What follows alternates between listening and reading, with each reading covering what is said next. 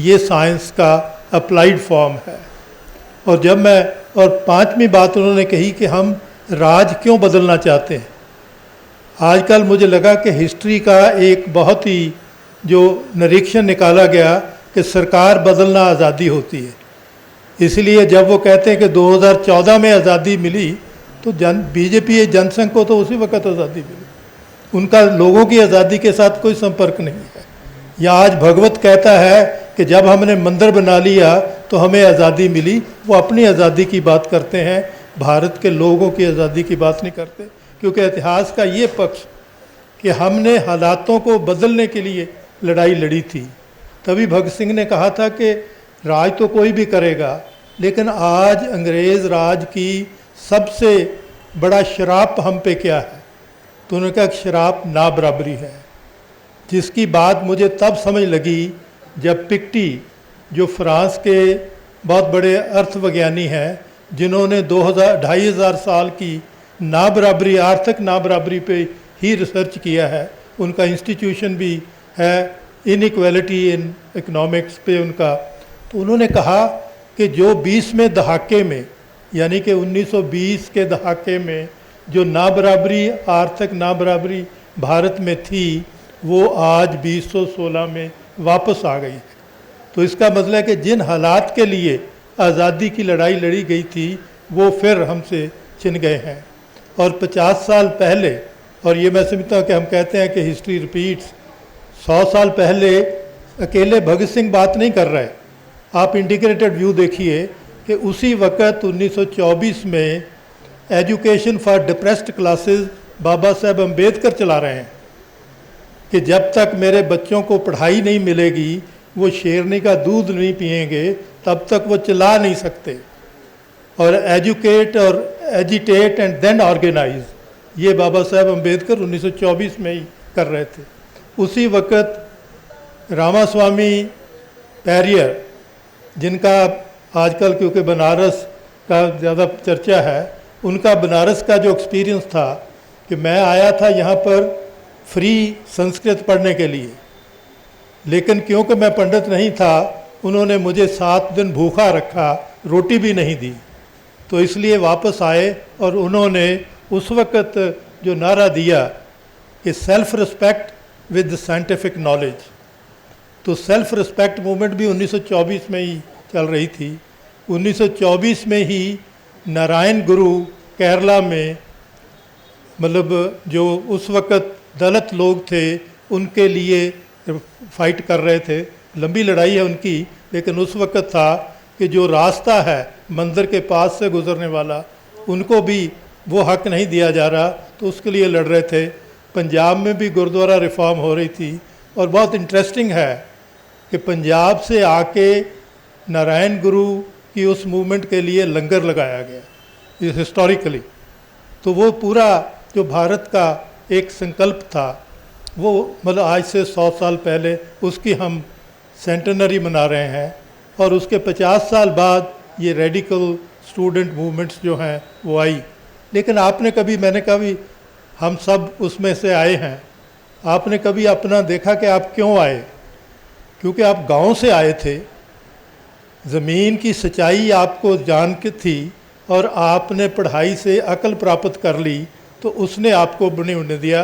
पंजाब में तो हमने देखा कि इसी पीरियड में, और इसीलिए JNU क्यों सबसे ख़तरनाक लगता है, क्योंकि उसमें लोग वहाँ से आते हैं जो ज़मीन की सच्चाई से उगे हुए हैं, वो सच्चाई भूले नहीं हैं, अभी उनकी अर्बनाइजेशन नहीं हुई, लेकिन वो अब समझ गए हैं कि इसका कारण क्या है।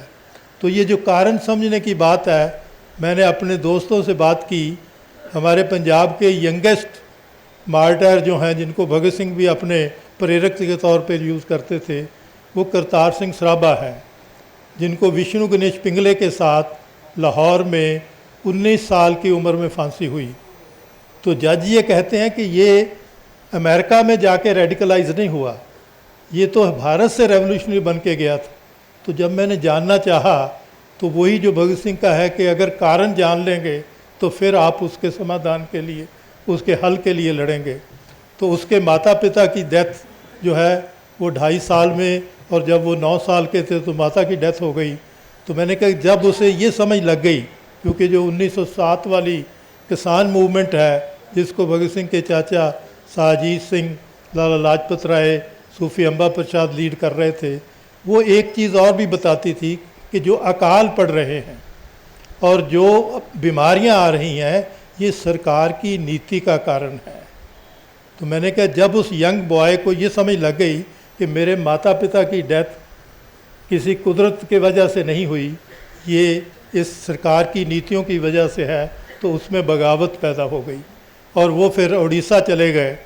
और ये बड़ा संदर्भ है कि उड़ीसा जिस स्कूल में वो पढ़े, आजकल उस स्कूल का नाम बदलने की कोशिश की जाए, रेमज़ा मतलब है इंटरमीडिएट उसे मतलब स्कूल कहते थे, आजकल ये कहते हैं क्योंकि रेमज़ा कहीं किसी ब्रिटिश का नाम लगता है इसलिए बदला जाए, जिसका मतलब, लेकिन उस स्कूल में नेताजी सुभाष करतार सिंह सराभा से 1 साल जूनियर थे और वहाँ जो रेडिकलाइजेशन हो रही थी जैतन बागा की वजह से, उनके टीचर की वजह से, उसने उनको बनाया। तो कहने का है कि जब हम इतिहास को रिविज़िट करते हैं, इंटीग्रेटेड लुक लें। मेरी अगली जो स्कूलिंग है वो बाबा सोहन सिंह भकना, जो गदर पार्टी यही जिसके करतार सिंह सराभा एक लीडर थे, विष्णु पिंगले लीडर थे, वो 8,000 लोग जो अकाल से पीड़ित होके अमेरिका गए थे, क्योंकि आजकल आप वो खबरें सुन रहे हैं कि वहाँ से जहाज़ों में बंद करके लोगों को भेजा जा रहा है। उस वक़्त वो भी गए, लेकिन उन्होंने कहा कि आपकी कमाई सेल्फ रिस्पेक्ट के बगैर नहीं हो सकती, और उन्होंने जात पात और धर्मों से ऊपर उठ के गदर पार्टी बनाई थी। तो उनके जो प्रेसिडेंट थे बाबा सोहन सिंह भकना, उनसे मुझे 6 साल उनकी आखिरी, तो उन्होंने जैसे यूनिटी पे बात हो रही थी, क्योंकि 64 में CPI CPM बनी, तो वो बहुत निराश थे। वो कहते कि ये लड़ाई मतलब उस वक़्त तक है जब तक हम लोगों को भूल रहे हैं। वो कहते नौजवानों, आप आस्तिक होइए या नास्तिक होइए, अगर आपका कंसर्न लोगों की भलाई है, वहाँ पर जाके सब मतलब जो है वो डिफरेंसेस ख़त्म हो जाएंगे।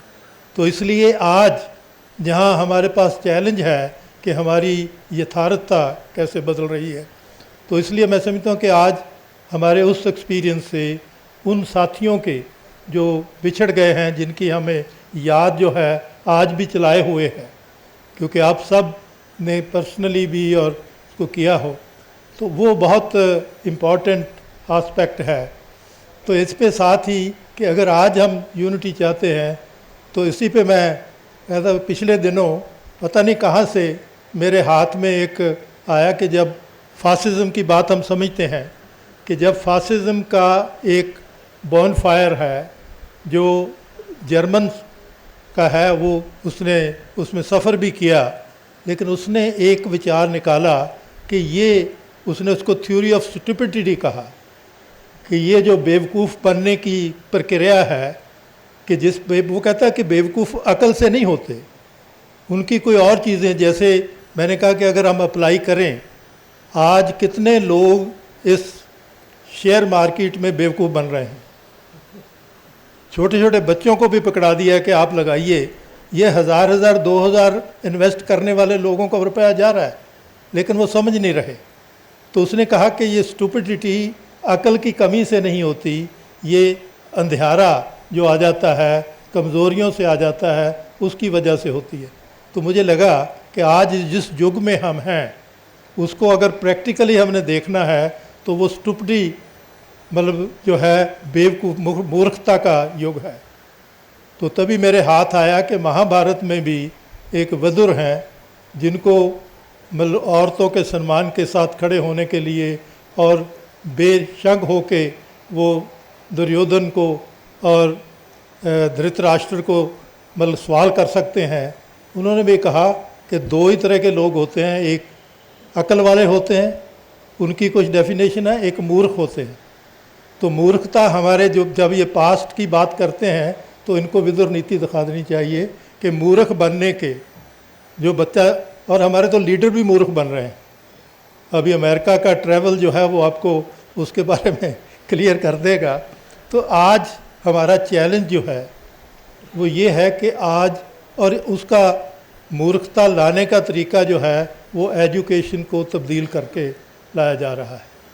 क्योंकि एजुकेशन में आप क्रिटिकल थिंकिंग जो है, मुझे यहाँ खुशी होती है कि कुछ बच्चे मुझे मिले जो कम से कम अब भी मतलब मैथमेटिक्स साइंस पढ़ रहे हैं।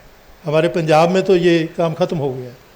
और जब आप साइंस और मैथमेटिक्स नहीं पढ़ेंगे, जैसे कभी उन्होंने कहा था कि आज का युग स्टेम का युग है, science, technology, mathematics and engineering. और अगर हम मतलब इंजीनियरिंग, मैं भी इंजीनियरिंग का टीचर रहा हूँ, मतलब कंप्यूटर साइंस का भी टीचर रहा हूँ, लेकिन हम वो क्रिटिकल थिंकिंग नहीं सिखाते जिससे सल्यूशन हो। और उसी से जैसे यूनिटी पे मुझे आजकल बहुत मेरा ध्यान श्रीलंका पे गया है। आप कितना श्रीलंका में जो तब्दीली हुई है उसको कितना हम समझ पा रहे हैं। वहाँ भी उन्होंने 30 के करीब जो लेफ्टिस्ट मूवमेंट्स थी उनकी यूनिटी बिल्ड की। और आज वो दया नायक जो हैं वो प्रेसिडेंट हैं। और आम लोगों में, क्योंकि क्राइसिस में आपकी यूनिटी ही काम कर सकती है।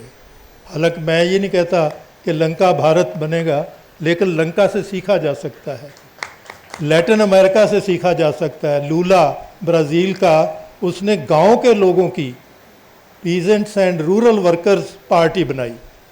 और हमारे भी 60% अभी भी गांव में हैं। लेकिन वो जो इंटरनल कॉलोनाइजेशन है उससे कैसे बचना है, वो मतलब है कि इंटरनल कॉलोनाइजेशन है कि गांव का रिसोर्सेज शहर में आ रहे हैं, गांव छूट रहा है। और मतलब इसी पे मुझे लगा, बहुत इंटरेस्टिंग हुआ मेरे साथ। मैं मध्य प्रदेश में था तो इंसिडेंटली उनका एक मिनिस्टर मेरे साथ बैठा हुआ था। तो मैंने उसी दिन खबर थी कि 9000 स्कूल जो हैं बंद किए गए।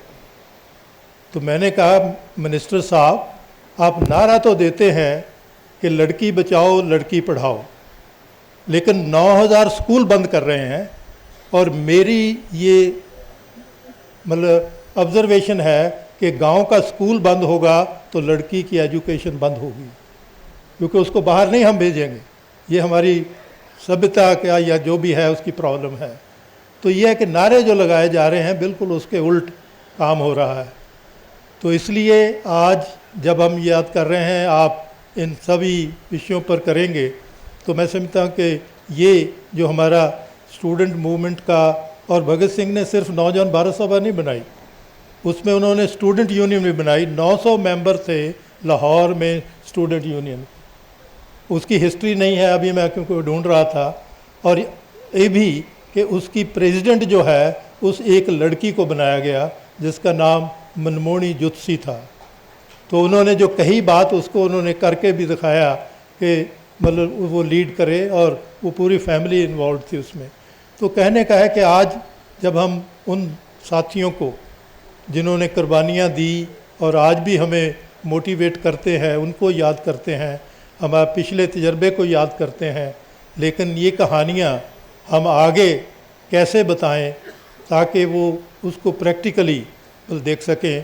क्योंकि इसी में भगत सिंह का एक बहुत इंटरेस्टिंग कोट है जो उन्होंने मतलब अपना असेंबली केस में बयान में दिया था कि we humbly submit to be serious student of history, conditions of our people and their aspiration.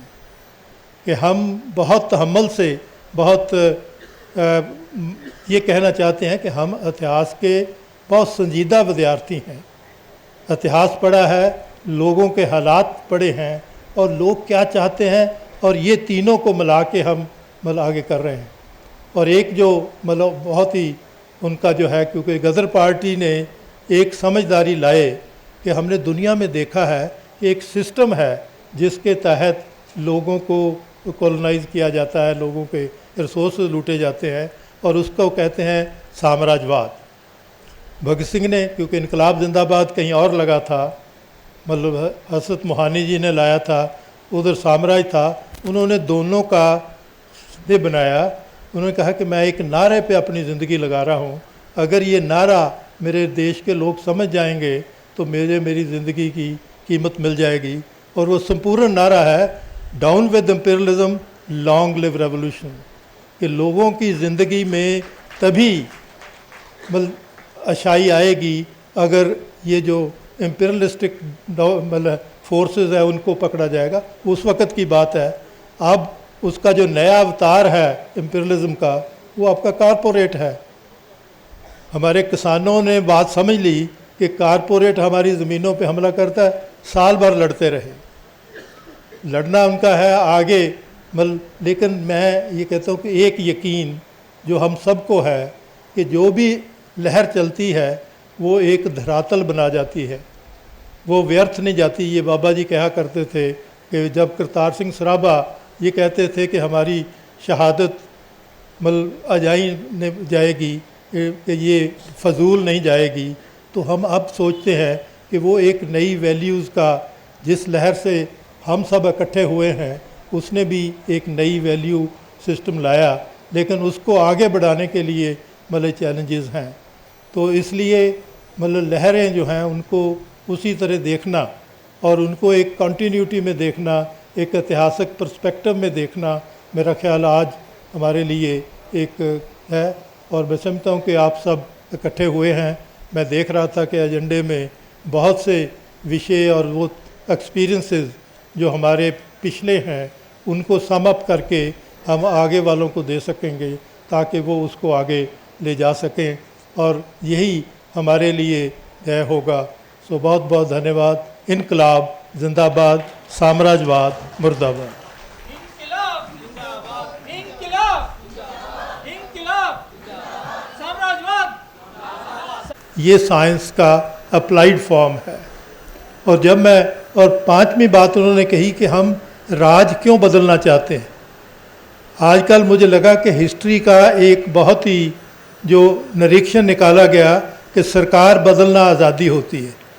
इसलिए जब वो कहते हैं कि 2014 में आज़ादी मिली तो बीजेपी जनसंघ को तो उसी वक्त आज़ादी मिली, उनका लोगों की आज़ादी के साथ कोई संपर्क नहीं है। या आज भगवत कहता है कि जब हमने मंदिर बना लिया तो हमें आज़ादी मिली, वो अपनी आज़ादी की बात करते हैं, भारत के लोगों की आज़ादी की बात नहीं करते। क्योंकि इतिहास का ये पक्ष कि हमने हालातों को बदलने के लिए लड़ाई लड़ी थी। तभी भगत सिंह ने कहा था कि राज तो कोई भी करेगा, लेकिन आज अंग्रेज़ राज की सबसे बड़ा श्राप हम पे क्या है, तो उन्होंने कहा श्राप ना बराबरी है। जिसकी बात मुझे तब समझ लगी जब पिक्टी, जो फ्रांस के बहुत बड़े अर्थविज्ञानी हैं, जिन्होंने 2,500 साल की ना बराबरी, आर्थिक ना बराबरी पे ही रिसर्च किया है, उनका इंस्टीट्यूशन भी है इनइक्वालिटी इन इकोनॉमिक्स पे उनका। तो उन्होंने कहा कि जो 20वें दहाके में यानी कि 1920 के दहाके में जो ना बराबरी, आर्थिक ना बराबरी भारत में थी, वो आज 2016 में वापस आ गई।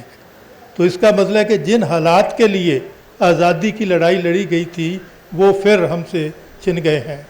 और 50 साल पहले, और ये मैं समझता हूँ कि हम कहते हैं कि हिस्ट्री रिपीट्स, 100 साल पहले अकेले भगत सिंह बात नहीं कर रहे। आप इंटीग्रेटेड व्यू देखिए कि उसी वक़्त 1924 में एजुकेशन फॉर डिप्रेस्ड क्लासेस बाबा साहब अम्बेडकर चला रहे हैं कि जब तक मेरे बच्चों को पढ़ाई नहीं मिलेगी, वो शेरनी का दूध नहीं पिएंगे, तब तक वो चला नहीं सकते। और एजुकेट और एजिटेट एंड देन ऑर्गेनाइज, ये बाबा साहब अम्बेडकर 1924 में ही कर रहे थे। उसी वक़्त रामास्वामी पैरियर, जिनका आजकल क्योंकि बनारस का ज़्यादा चर्चा है, उनका बनारस का जो एक्सपीरियंस था कि मैं आया था यहाँ पर फ्री संस्कृत पढ़ने के लिए, लेकिन क्योंकि मैं पंडित नहीं था, उन्होंने मुझे 7 दिन भूखा रखा, रोटी भी नहीं दी।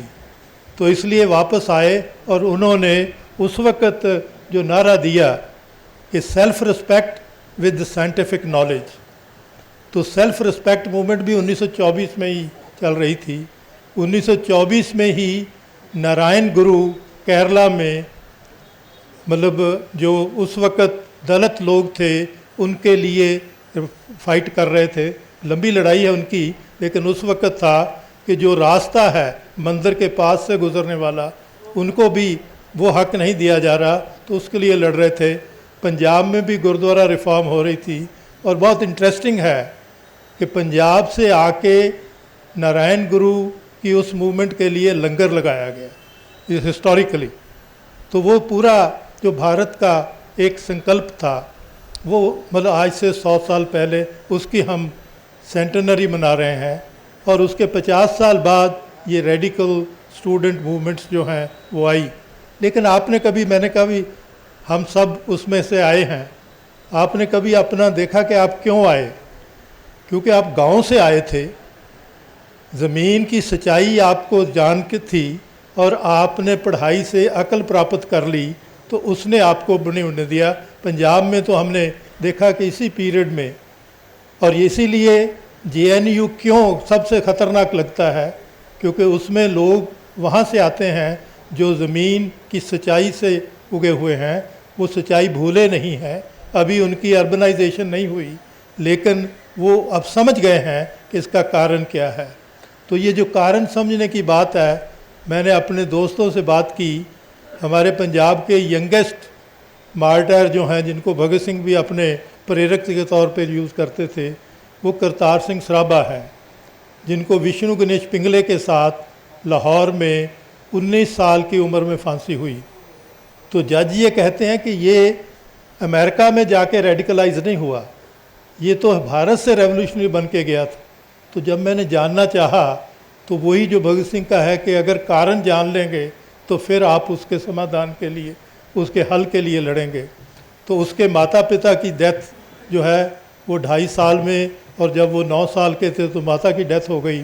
तो मैंने कहा जब उसे ये समझ लग गई, क्योंकि जो 1907 वाली किसान मूवमेंट है, जिसको भगत सिंह के चाचा साहजीत सिंह, लाला लाजपत राय, सूफी अम्बा प्रसाद लीड कर रहे थे, वो एक चीज़ और भी बताती थी कि जो अकाल पड़ रहे हैं और जो बीमारियां आ रही हैं, ये सरकार की नीति का कारण है। तो मैंने कहा जब उस यंग बॉय को ये समझ लग गई कि मेरे माता पिता की डेथ किसी कुदरत के वजह से नहीं हुई, ये इस सरकार की नीतियों की वजह से है, तो उसमें बगावत पैदा हो गई। और वो फिर उड़ीसा चले गए। और ये बड़ा संदर्भ है कि उड़ीसा जिस स्कूल में वो पढ़े, आजकल उस स्कूल का नाम बदलने की कोशिश की जाए, रेमज़ा मतलब है इंटरमीडिएट, उसे मतलब स्कूल कहते थे, आजकल ये कहते हैं क्योंकि रेमज़ा कहीं किसी ब्रिटिश का नाम लगता है इसलिए बदला जाए, जिसका मतलब, लेकिन उस स्कूल में नेताजी सुभाष करतार सिंह सराभा से 1 साल जूनियर थे। और वहाँ जो रेडिकलाइजेशन हो रही थी जैतन बागा की वजह से, उनके टीचर की वजह से, उसने उनको बनाया। तो कहने का है कि जब हम इतिहास को रिविज़िट करते हैं, इंटीग्रेटेड लुक लें।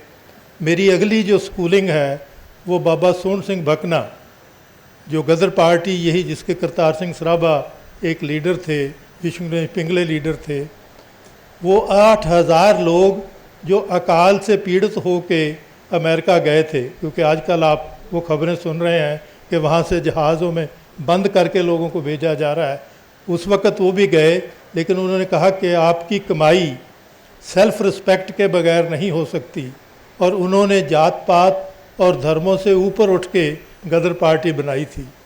तो उनके जो प्रेसिडेंट थे बाबा सोहन सिंह भकना, उनसे मुझे 6 साल उनकी आखिरी, तो उन्होंने जैसे यूनिटी पे बात हो रही थी, क्योंकि 64 में CPI CPM बनी, तो वो बहुत निराश थे।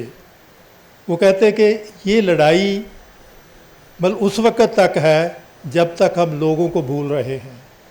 वो कहते नौजवानों, आप आस्तिक होइए या नास्तिक होइए, अगर आपका कंसर्न लोगों की भलाई है, वहाँ पर जाके सब मतलब जो है वो डिफरेंसेस ख़त्म हो जाएंगे। तो इसलिए आज जहाँ हमारे पास चैलेंज है कि हमारी यथार्थता कैसे बदल रही है, तो इसलिए मैं समझता हूँ कि आज हमारे उस एक्सपीरियंस से उन साथियों के जो बिछड़ गए हैं, जिनकी हमें याद जो है आज भी चलाए हुए है, क्योंकि आप सब ने पर्सनली भी और उसको किया हो, तो वो बहुत इम्पॉर्टेंट आस्पेक्ट है।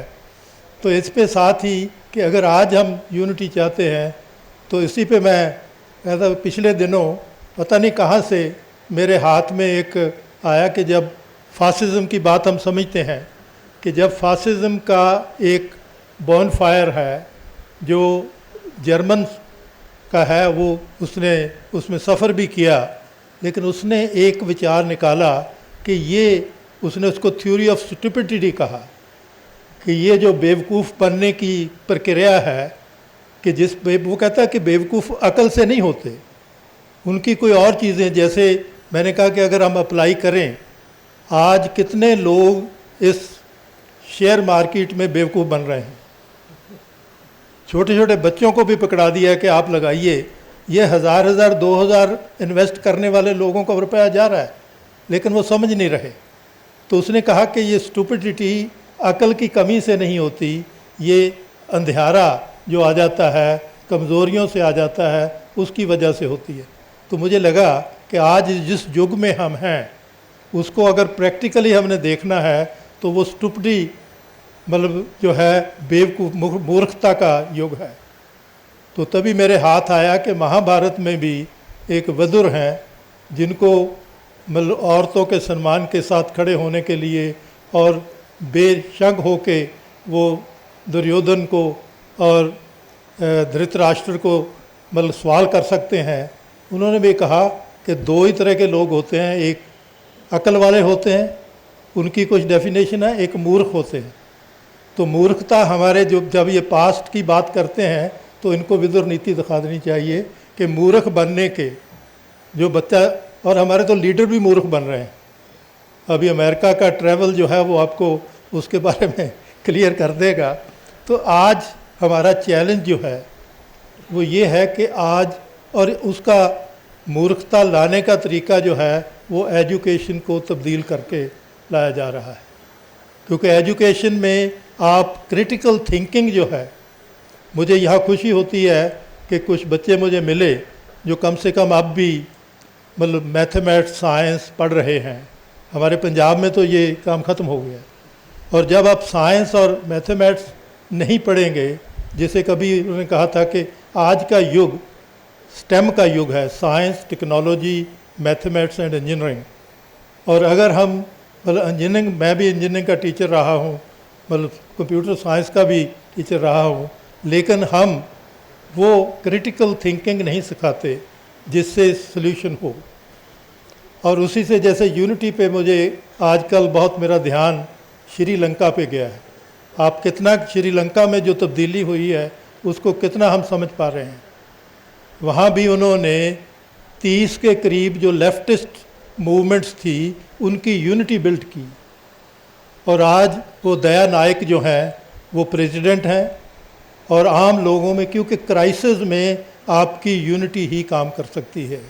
हालांकि मैं ये नहीं कहता कि लंका भारत बनेगा, लेकिन लंका से सीखा जा सकता है, लैटिन अमेरिका से सीखा जा सकता है। लूला ब्राज़ील का, उसने गांव के लोगों की peasants and rural workers party बनाई, और हमारे भी 60% अभी भी गांव में हैं। लेकिन वो जो इंटरनल कॉलोनाइजेशन है उससे कैसे बचना है, वो मतलब है कि इंटरनल कॉलोनाइजेशन है कि गांव का रिसोर्सेज शहर में आ रहे हैं, गांव छूट रहा है। और मतलब इसी पे मुझे लगा बहुत इंटरेस्टिंग हुआ मेरे साथ। मैं मध्य प्रदेश में था तो इंसिडेंटली उनका एक मिनिस्टर मेरे साथ बैठा हुआ था। तो मैंने उसी दिन खबर थी कि 9000 स्कूल जो हैं बंद किए गए। तो मैंने कहा मिनिस्टर साहब, आप नारा तो देते हैं कि लड़की बचाओ लड़की पढ़ाओ, लेकिन 9000 स्कूल बंद कर रहे हैं। और मेरी ये मतलब ऑब्जर्वेशन है कि गांव का स्कूल बंद होगा तो लड़की की एजुकेशन बंद होगी, क्योंकि उसको बाहर नहीं हम भेजेंगे। ये हमारी सभ्यता का या जो भी है उसकी प्रॉब्लम है। तो ये है कि नारे जो लगाए जा रहे हैं बिल्कुल उसके उल्ट काम हो रहा है। तो इसलिए आज जब हम याद कर रहे हैं, आप इन सभी विषयों पर करेंगे, तो मैं समझता हूँ कि ये जो हमारा स्टूडेंट मूवमेंट का, और भगत सिंह ने सिर्फ नौजवान भारत सभा नहीं बनाई, उसमें उन्होंने स्टूडेंट यूनियन भी बनाई। 900 मेंबर थे लाहौर में स्टूडेंट यूनियन। उसकी हिस्ट्री नहीं है अभी, मैं क्योंकि ढूंढ रहा था। और ये भी कि उसकी प्रेसिडेंट जो है उस एक लड़की को बनाया गया जिसका नाम मनमोहनी जुत्सी था। तो उन्होंने जो कही बात उसको उन्होंने करके भी दिखाया कि मतलब वो लीड करे, और वो पूरी फैमिली इन्वॉल्व थी उसमें। तो कहने का है कि आज जब हम उन साथियों को जिन्होंने कुर्बानियाँ दी और आज भी हमें मोटिवेट करते हैं, उनको याद करते हैं, हमारे पिछले तजर्बे को याद करते हैं, लेकिन ये कहानियाँ हम आगे कैसे बताएं ताकि वो उसको प्रैक्टिकली देख सकें। क्योंकि इसी में भगत सिंह का एक बहुत इंटरेस्टिंग कोट है जो उन्होंने मतलब अपने असेंबली केस में बयान में दिया था कि we humbly submit to be serious student of history, conditions of our people and their aspiration. कि हम बहुत तहम्मुल से बहुत ये कहना चाहते हैं कि हम इतिहास के बहुत संजीदा विद्यार्थी हैं। इतिहास पढ़ा है, लोगों के हालात पढ़े हैं और लोग क्या चाहते हैं, और ये तीनों को मिला के हम मतलब आगे कर रहे हैं। और एक जो मतलब बहुत ही उनका जो है, क्योंकि गदर पार्टी ने एक समझदारी लाए कि हमने दुनिया में देखा है कि एक सिस्टम है जिसके तहत लोगों को कॉलोनाइज़ किया जाता है, लोगों के रिसोर्स लूटे जाते हैं, और उसको कहते हैं साम्राज्यवाद। भगत सिंह ने, क्योंकि इनकलाब जिंदाबाद कहीं और लगा था, मतलब हसरत मोहानी जी ने लाया था, उधर साम्राज्य था, उन्होंने दोनों का ने बनाया। उन्होंने कहा कि मैं एक नारे पे अपनी ज़िंदगी लगा रहा हूँ, अगर ये नारा मेरे देश के लोग समझ जाएंगे तो मेरी ज़िंदगी की कीमत मिल जाएगी। और वो संपूर्ण नारा है down with imperialism, long live revolution. कि लोगों की ज़िंदगी में तभी मतलब अच्छाई आएगी अगर ये जो इम्पीरियलिस्टिक मतलब फोर्सेस है उनको पकड़ा जाएगा। उस वक़्त की बात है। अब उसका जो नया अवतार है इम्पीरियलिज्म का, वो आपका कारपोरेट है। हमारे किसानों ने बात समझ ली कि कारपोरेट हमारी ज़मीनों पे हमला करता है, साल भर लड़ते रहे, लड़ना उनका है आगे लेकिन मैं ये कहता हूँ कि एक यकीन जो हम सबको है कि जो भी लहर चलती है वो एक धरातल बना जाती है, वो व्यर्थ नहीं जाती। ये बाबा जी कहा करते थे कि जब करतार सिंह सराभा ये कहते थे कि हमारी शहादत अजाई ने जाएगी, कि ये फजूल नहीं जाएगी, तो हम अब सोचते हैं कि वो एक नई वैल्यूज़ का, जिस लहर से हम सब इकट्ठे हुए हैं, उसने भी एक नई वैल्यू सिस्टम लाया, लेकिन उसको आगे बढ़ाने के लिए चैलेंजेस हैं। तो इसलिए लहरें जो हैं उनको उसी तरह देखना और उनको एक कंटिन्यूटी में देखना, एक ऐतिहासिक पर्सपेक्टिव में देखना, मेरा ख्याल आज हमारे लिए एक है। और मैं समझता हूँ कि आप सब इकट्ठे हुए हैं।